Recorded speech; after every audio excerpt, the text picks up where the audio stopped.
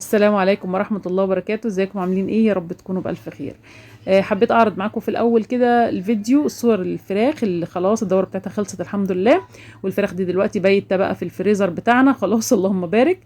وحبيت النهارده تنظيف عميق للاوضه اللي كانت فيها الفراخ. حبيت اقول لكم الدوره دي اصعب دوره عدت عليا بتاعت الفراخ، بس الحمد لله تمت على خير الحمد لله، وباوزان كويسه زي ما شفتوا معايا في الفيديوهات قبل كده. الاوزان زي الفل. هنبدا النهارده بقى تنظيف الاوضه تنظيف عميق، نشيل الشكاير وننظف ونكنس ونظبط الدنيا كلها. يلا نشوف مع بعض الفيديو هيمشي معانا ازاي.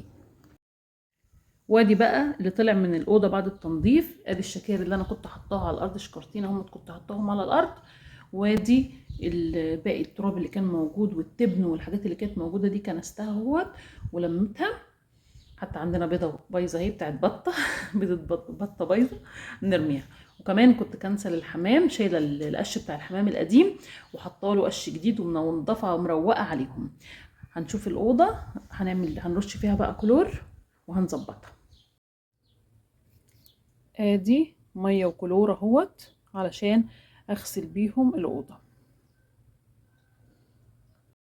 ادي الاوضه اهي فضيت، بعد كل مره بصور لكم فيها الاوضه فاضيه خالص، كنستها وما خليتش فيها اي حاجه خالص، وجبت ادي الميه والكلور وهنبتدي بقى ايه نرش على الحيطان. وطبعا انا ما بغسلش الاوضه مره واحده، ده مره واتنين وتلاته، ورش على الحيطان كتير زي ما انتم شايفين كده، شايفين اهو، واجيب تاني وبعدين بجيب بقى المقشه وابتدي بقى اكنس كل الحاجات دي واكحتها كويس قوي علشان اي بكتيريا اي فيروسات متكتمه في الارض في الحيطان تنزل. غرقتها كلها ميه كده بقى وبالمقشه بقى بصوا واعمل كده.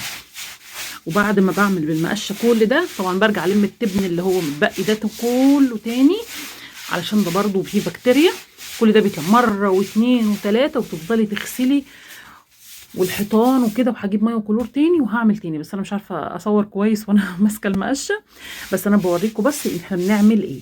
كل ده بيتدعك ويتكحت جامد وتشيل كل الفضلات دي كلها بتتلم بعد كده. هنعملها مره واتنين وتلاته لحد لما نعقم الاوضه ونتاكد انها اتعقمت كويس قوي، وبعد كده تبقى هي كده تمام نسيبها تنشف بقى. وبعد كده بقى نبدا بقى ايه دوره فراخ جديده ان شاء الله. شايفين ده التبن اللي طلع، طبعا ملوث التبن ده بعد اول كنسه وبعد اول غسله اهوت. هلم ده وهرجع بقى تاني اسيبها تنشف، وبعد كده ارجع اجيب ميه وكلور تاني واعمل مره تانيه، واي تبن واي حاجه تانية اطلعها تاني علشان ما يبقاش فيه ولا دبان ولا حشرات ولا اي حاجه خالص.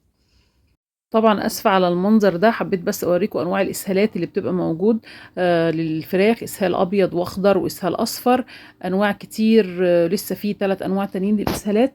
طبعا اسفه جدا على الصوره، لكن حابه اعرف الناس اللي لسه اول مره تربي، في ناس ما تعرفش شكل الاسهال، او اسهال مائي رغوي واسهال مائي عادي واسهال احمر دموي، وده اللي بيحصل بعديه نافق على طول.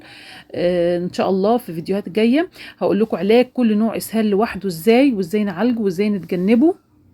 انا عارفه فيديو النهارده صعب جدا، المناظر اللي فيه كلها صعبه، اسفه جدا عليها، لكن علشان كلنا نتعلم ودوره الفراخ تطلع معانا تمام وزي الفل. ما تنسوش بقى لايك وشير، والسلام عليكم ورحمه الله وبركاته.